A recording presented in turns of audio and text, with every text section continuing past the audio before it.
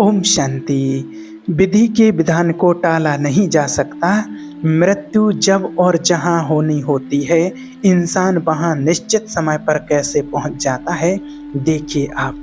कहा जाता है कि काल से कौन जीता है। मानव जीवन में समय, परिस्थिति और स्थान बड़ी भूमिका अदा करते हैं। कई बार जो कुछ भी घटित होना होता है, उसी के अनुरूप परिस्थितियाँ बनती चली जाती हैं।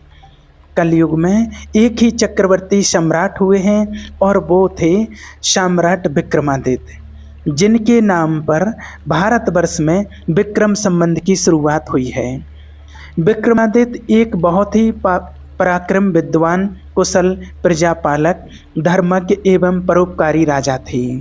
राजा विक्रमादित्य अपनी प्रजा को पुत्रवत प्यार करते थे तथा रात्रि में वेश बदलकर अपनी प्रजा के हालात और कुशलता जानने के लिए नगर भ्रमण हेतु निकल जाया करते थे।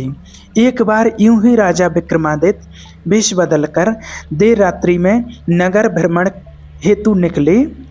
भ्रमण करते करते अमृत वेला का समय, ब्रह्म मुहूर्त का समय हो गया। पांव फटने लगे थे। भोर के इस समय राजा विक्रमादित्य नगर की परिक्रमा वाले मार्ग से गुजर रहे थे। मार्ग के दूसरी ओर घना जंगल था। जंगल प्रारंभ हो जाता था। अचानक राजा ने देखा कि एक नौजवान लकड़हारा कंधे पर कुल्हाड़ी लिए जंगल में प्रवेश कर गया और लकड़ी काटने के लिए एक एक ऊंचे वृक्ष पर चढ़ गया। तत्काल ही राजा विक्रमादित्य ने देखा कि एक भयानक रीछ दौड़ा आया और उसी वृक्ष पर चढ़ने लगा, जिस पर वह नौजवान लकड़हारा लकड़ी काट रहा था। रीछ को वृक्ष पर चढ़ते हुए देखकर राजा को बड़ा अचंभा हुआ, क्योंकि रीछ तो वृक्ष पर कभी नहीं चढ़ सकता।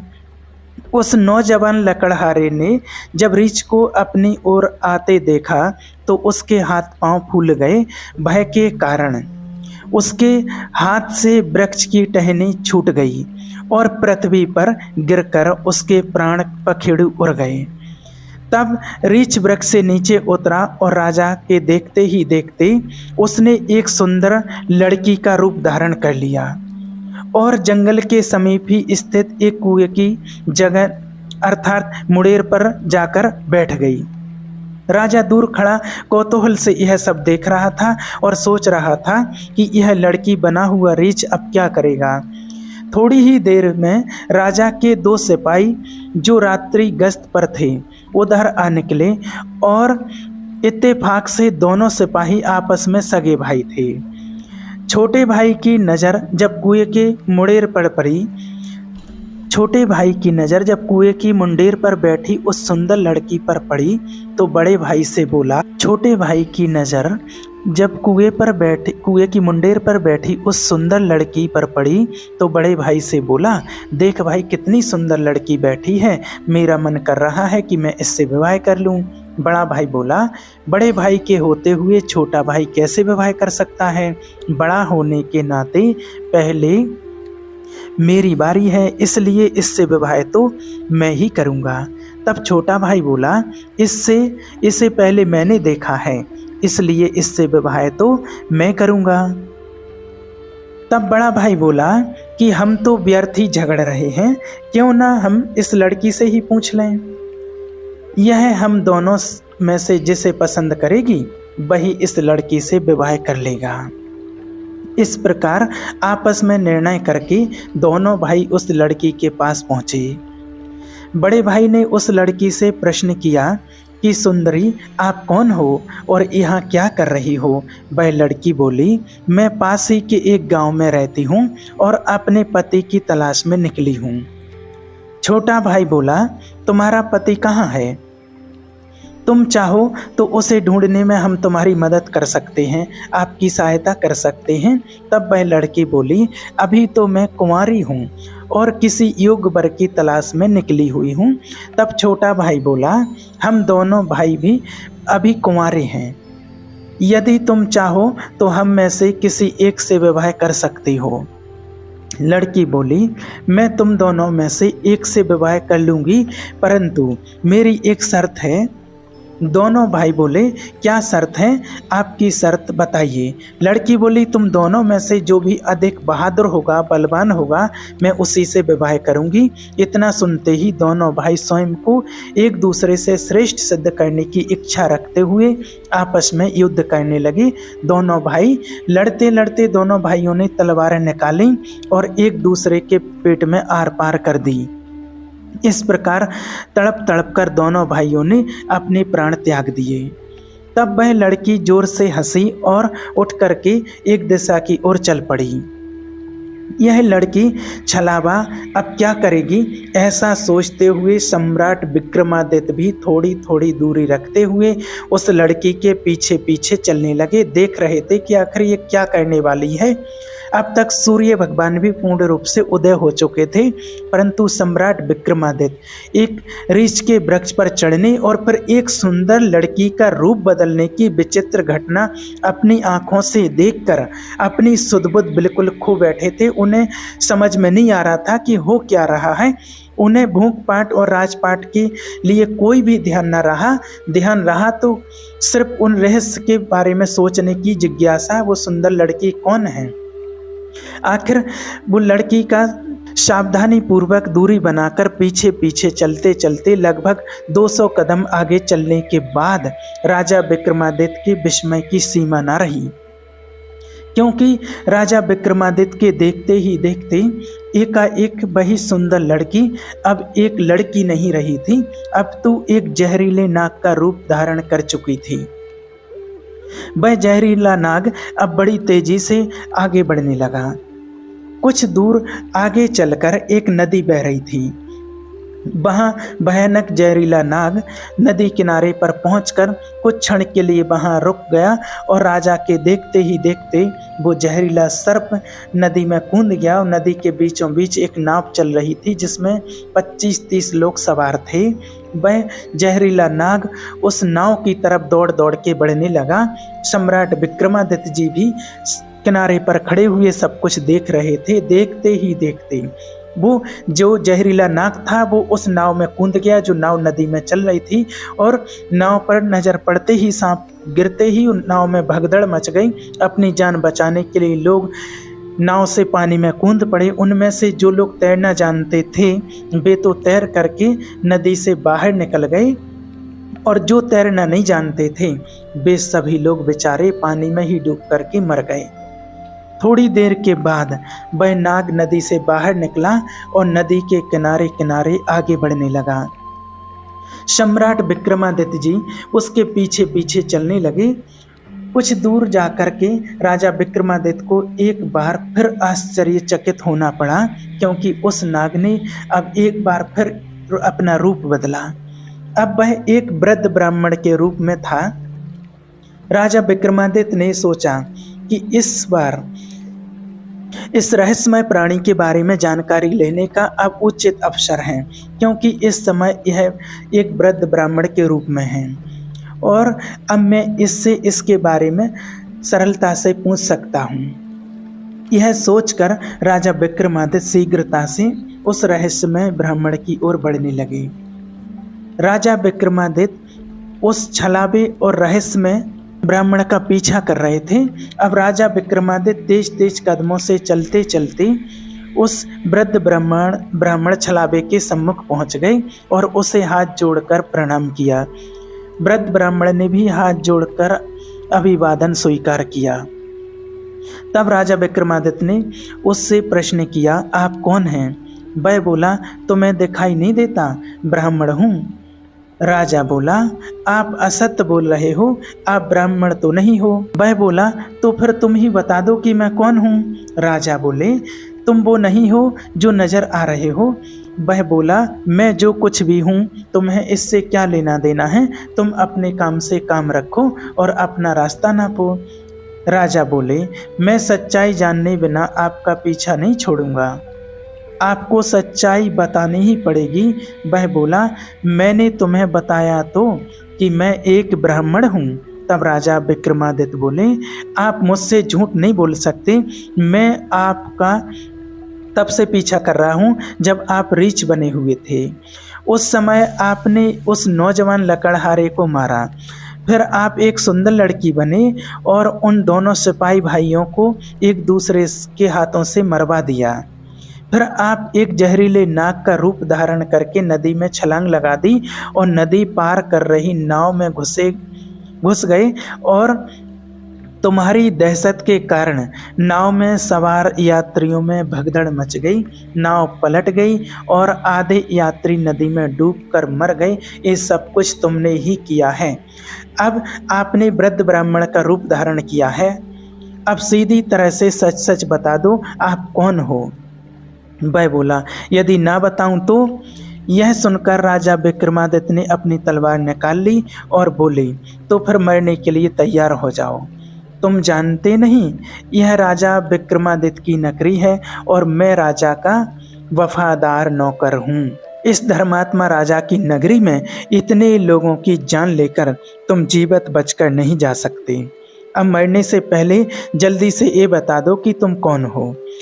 राजा विक्रमादित्य की यह धमकी सुनकर वह वृद्ध ब्राह्मण जोर जोर से खिलखिलाकर हंस पड़ा और बोला, मैं जानता हूँ कि यह महाप्रतापी सम्राट विक्रमादित्य की राजधानी है और मैं यह भी जानता हूँ कि तुम ही विश्व प्रसिद्ध सम्राट विक्रमादित्य हो। और फिर भी एक बात जान लो कि तुम मुझे नहीं मार सकते, बल्कि एक दिन ऐसा आएगा कि मैं ही तुम्हें मरने के लिए विवश कर दूंगा और तुमको मरना पड़ेगा, तुम्हें कोई नहीं बचा पाएगा। उसके यह बोल सुनकर राजा विक्रमादित्य सोचने लगे कि जिसने इस भेष में भी मुझे पहचान लिया वह कोई छोटी मोटी हस्ती तो हो नहीं सकती। तो राजा थोड़े विनम्र होकर बोले, अब आपने मुझे पहचान ही लिया है तो कृपया आप बताएं कि आप वास्तव में कौन हो। तब वह ब्राह्मण बोला, किसी ने सत्य ही कहा है कि संसार में 4 प्रकार के हट प्रसिद्ध हैं, राजहट, बालहट, त्रियाहट और योगहट। तुम राजा होकर राजहट पर अड़े हो, बिना मेरी सच्चाई जाने तुम मानोगे नहीं, इसलिए मुझे बताना ही पड़ेगा कि मैं कौन हूँ। अतः राजा अब ध्यान लगाकर सुनो कि मैं कौन हूँ और मैं तुम्हारी राजधानी में क्यों आया हूँ, मेरा क्या काम था। तब उस वृद्ध ब्राह्मण ने अपना परिचय बताना शुरू किया। बोले, हे राजन, मैं तुम्हें बताता हूँ कि मैं वास्तव में कौन हूँ। जो भी मैं बताऊँगा एक एक शब्द महाराज आप ध्यान लगा करके सुनना। मेरा नाम काल है। तुम जानते हो कि संसार में जितने भी प्राणी जन्म लेते हैं उनकी मृत्यु निश्चित होती है, इसलिए इस भूमि को मृत्युलोक भी कहा जाता है। जब प्राणी माता के गर्भ में आता है शिशु बनकर, तो उसके पूर्णांग बनने के बाद आत्मा उसमें प्रवेश करती है, अर्थात वह सजीव हो उठता है। उसी समय उसकी मृत्यु का समय, स्थान और परिस्थिति अर्थात मृत्यु किस प्रकार से होगी, यह भी उसके कर्म के कारण विधाता की ओर से निश्चित कर दिया जाता है। राजन, ध्यान से सुनो। तुम यही भी जानते हो कि दुनिया के हर प्राणी के जन्म मरण का लेखा जोखा चित्रगुप्त के पास है। जब भी किसी प्राणी की मृत्यु का समय आ जाता है तो वह धर्मराज को सूचित करते हैं। अब क्योंकि सभी प्राणियों की मुक्ति मृत्यु का विभाग भगवान शिव के पास है, तो जब भगवान आज्ञा दे देते हैं तो धर्मराज मुझे अर्थात काल को आज्ञा देते हैं, तब मैं मृत्यु लोक अथवा पृथ्वी पर आता हूँ। मुझे यह पता होता है कि किस प्राणी की किस समय किस स्थान पर और किस परिस्थिति में मृत्यु होगी। मैं उस प्राणी को निश्चित समय पर उसी निश्चित स्थान पर लेकर जाता हूँ अथवा पहुँच जाता हूँ। इस बात को आप सभी वीडियो को सुनने वाले भाई बहनें सभी ध्यान से सुन लें कि देखिए एक एक शब्द जो आपके किसी परिवार में किसी की मृत्यु हो जाती है तो बहुत दुखी होते हैं कि ऐसा नहीं होता तो उसकी मृत्यु नहीं होती, वहाँ नहीं गया होता, मैं समय से हॉस्पिटल पहुँच जाता, डॉक्टर के पास पहुँच जाता, वहाँ नहीं जाते तो एक्सीडेंट नहीं होता, वहाँ नहीं जाने देते तो ऐसा नहीं होता, मैं घर में होता तो वो फांसी न लगाता, जहर न खाता। लेकिन यहाँ काल की बात आप ध्यान से सुन सुनिए काल क्या कहता है कि मुझे यह पता होता है कि किस प्राणी की किस समय किस स्थान पर और किस परिस्थिति में मृत्यु होगी। मैं उस प्राणी को निश्चित समय पर उसी स्थान पर लेकर जाता हूँ अथवा वहाँ पहुँच जाता हूँ जहाँ पर उसकी मृत्यु लिखी हुई है। उस स्थान पर या तो मैं खुद पहुंच जाता हूं अथवा उस व्यक्ति को पहुंचा देता हूं जहां पर उसकी मृत्यु लिखी हुई है अथवा निश्चित है। और जिस प्रकार से उसकी मृत्यु लिखी गई है मैं उस स्थान पर वैसी ही परिस्थितियां अथवा हालात बना देता हूं। और उस लकड़हारे को मैंने नहीं मारा। राजा विक्रमादित्य बोले, तुम फिर झूठ बोल रहे हो। मैंने स्वयं अपनी आंखों से देखा है कि उस लकड़हारे की मृत्यु का कारण तुम ही थे। वृद्ध ब्राह्मण बोला, बेशक कारण मैं बना था, लेकिन सांसारिक लोग तो यही समझते हैं कि लकड़हारे की मृत्यु वृक्ष से गिरकर हुई और फिर मुझे तो मृत्युदेव धर्मराज के आदेश का पालन करना ही पड़ता है। उसकी मृत्यु वृक्ष पर से गिरने के कारण लिखी गई थी, इसलिए मैंने रीछ बनकर वैसे ही परिस्थितियां व हालात पैदा कर दिए। नहीं तो जरा सोचो, यदि असली रीछ होता तो क्या कभी पेड़ पर चढ़ पाता? कदापि नहीं। परंतु वह तो मैं था और मेरे लिए तो कुछ भी असंभव नहीं है। दुनिया में कुछ भी असंभव नहीं है। और उन सिपाहियों भाइयों की बात करें तो उनको भी मैंने नहीं मारा। उनकी मृत्यु एक दूसरे के हाथों से लिखी थी अतः उनके लिए मुझे सुंदर लड़की बनना पड़ा। नाव में सवार कुछ लोगों की मृत्यु पानी में डूबने से लिखी थी, इसलिए इसके लिए मुझे भयानक नाग का रूप धारण करना पड़ा। हे राजन, मुझे लगता है कि अब तो आप अच्छी तरह से समझ गए होंगे कि मैं कौन हूँ और तुम्हारी नगरी में क्यों आया था, और यह भी समझ गए होंगे कि समय, स्थान और परिस्थिति की सांसारिक प्राणी के जीवन में कितनी बड़ी भूमिका होती है। राजा विक्रमादित्य ने वृद्ध ब्राह्मण रूप काल की बात बड़े ध्यान से सुनी और गंभीर हो गए। काल कहने लगा, हे राजन, अब मैं चलता हूँ। राजा विक्रमादित्य बोले, हे कालदेव, आपने मुझे बहुत अच्छी जानकारी दी है, जिसके लिए मैं आपका बहुत आभार व्यक्त करता हूँ, आपका दिल से धन्यवाद करता हूँ। लेकिन कृपया जाने से पहले मेरे एक और प्रश्न का उत्तर देते जाइए। कालदेव बोले, पूछो, क्या पूछना चाहते हो? शीघ्र पूछो, मेरे पास इतना समय नहीं है। राजा विक्रमादित्य जी बोले, कृपया करके मुझे यह बताइए कि मेरी मृत्यु कब, किस स्थान पर और किस प्रकार से होगी। कालदेव बोले, हे राजन, मैं यह बता सकता हूँ कि तुम्हारी मृत्यु कहाँ और किस प्रकार से होगी, परंतु यह नहीं बता सकता कि तुम्हारी मृत्यु कब होगी। राजा विक्रमादित्य जी बोले, हे कालदेव, मृत्यु का समय बताने में आपको क्या आपत्ति है? कालदेव बोले, हे राजन, यदि मैंने पहले से ही आपको मृत्यु का समय बता दिया तो इसी क्षण से आप चिंताग्रस्त हो जाओगे, और आप तो जानते ही हो कि चिंता चिता समान होती है। अभी तो आपको अपने शासनकाल में बहुत से शुभ और जन कल्याण के कार्य करने हैं। राजा विक्रमादित्य बोले, चलो समय ना सही, यह तो बता दो कि मेरी मृत्यु कहाँ और कैसे होगी। कालदेव बोले, सुनो राजन, तुम्हारी मृत्यु तुम्हारे ही महल में सीढ़ियों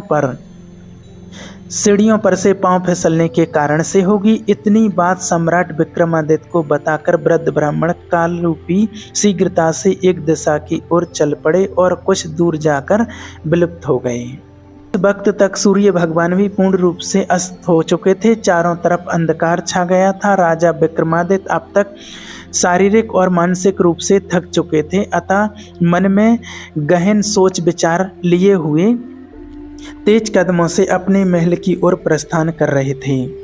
और आगे चलकर सचमुच में ऐसा ही हुआ। राजा विक्रमादित्य की मृत्यु अपने महल की सीढ़ियों से फिसलकर गिरने से ही हुई थी। इसलिए देखिए कहने का भाव सत्य घटना से कि यही पता चलता है कि जिसकी मृत्यु जिस समय जिस परिस्थिति में लिखी है उसकी वैसी ही परिस्थिति में वहाँ मृत्यु होती है। इसमें किसी का कोई दोष नहीं होता है, सबको अपने अपने कर्मों का फल मिलता है। इसलिए आप चिंतित ना हो। आज का ये टॉपिक इसीलिए लिया है क्योंकि बहुत से लोगों के प्रश्न हैं कि हमारे साथ ऐसा क्यों हुआ, हमारे परिवार के साथ ऐसा क्यों हुआ। तो आप इसको सुन करके आपको अपनी समस्या का समाधान मिल जाएगा, अपने प्रश्नों का जवाब मिल जाएगा। ओम शांति।